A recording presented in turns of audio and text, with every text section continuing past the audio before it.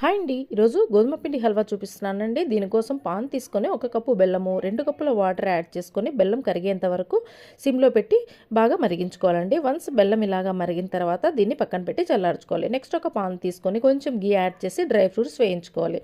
Dry fruits మంచి colour వచ్చిన తర్వాత వీటిని సపరేట్ తీసుకొని ఇదే పాన్లో కొన్ని మెలాన్ సీడ్స్, 1 కప్పు గోధుమ పిండి యాడ్ చేసుకొని గోధుమ పిండి మంచి రంగు వచ్చేంత వరకు స్టవ్ మీడియం ఫ్లేమ్లో పెట్టుకొని బాగా వేయించుకోవాలండి. గోధుమ పిండి ఇలా మంచి రంగు వచ్చిన తర్వాత మనం ముందుగా కరిగించి పెట్టుకున్నటువంటి బెల్లం వాటర్ కొంచెం కొంచెం యాడ్ చేసుకుంటూ దీన్ని ఎటువంటి లంప్స్ ఫామ్ కాకుండా బాగా మిక్స్ చేసుకోవాలండి. ఇలాగా గోధుమ పిండి అంతా దగ్గర పడేంత వరకు బాగా మిక్స్ చేసుకుంటూ ఉండాలి. వన్స్ గోధుమ పిండి ఇలాగ పాన్ నుంచి సపరేట్ అయిన తర్వాత మరికొంచెం గీ యాడ్ చేసుకొని మరో 2 నిమిషాలు బాగా వేయించుకోవాలి. ఇలాగా గోధుమ పిండి పాన్ నుంచి సపరేట్ అయిన తర్వాత మనం ముందుగా వేయించుకున్నటువంటి డ్రై ఫ్రూట్స్ యాడ్ చేసుకొని డిష్ అవుట్ చేసుకుంటే ఎంతో టేస్టీ అండ్ హెల్దీ గోధుమ పిండి హల్వా రెడీ అండి. For full video please visit my channel.